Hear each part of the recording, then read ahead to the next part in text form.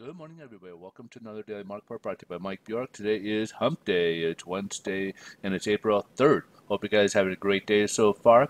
We're going to jump right into it. We do have a few economic data to go over today, and we'll start with the ADP employment report. This will be the first of the job numbers we'll get this week. Tomorrow will be the weekly jobless claims, and then Friday will be the data provided by the Bureau of Labor Statistics, which will have the non-farm payrolls, including the unemployment rate and stuff like that. So, as you can see here, in February we had a pretty good uh, report here. It came in at 197,000, and March not as well. It came in at 127,000. However, even though we had 197,000 here for February, the Bureau of Labor Statistics, which has a heavier weight in terms of the importance of the job numbers, that only came in 20,000. So it was pretty well off. So this kind of gives you an illustration that the numbers can be off. So we'll look at this, but it won't be more or less with a grain of salt type of thing.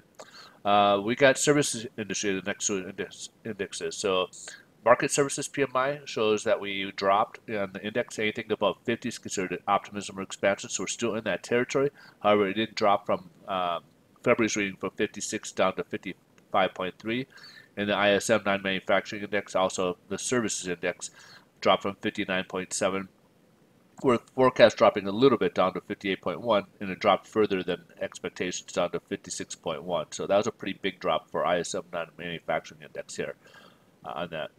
So let's kind of jump over to the headline news. Stock market's up. So it's taken its cues today on a global level. Actually, there's reports that came out that the talks are about 90% done. So the last 10 last 10% of these conversations or this agreement between China and U.S. are the more, I guess, most tricky part. With enforcement and everything else going in there, how they're going to take care of it and having to be a compromise on both sides here. So this is where the sticking points begin. And right now, and today is when the vice premier is coming over from China, coming to the U.S. and resume the talks that they had last week in China. So they're resuming those talks today in Washington as well. So that's the good news. So again, the stock market's kind of taking up on that news.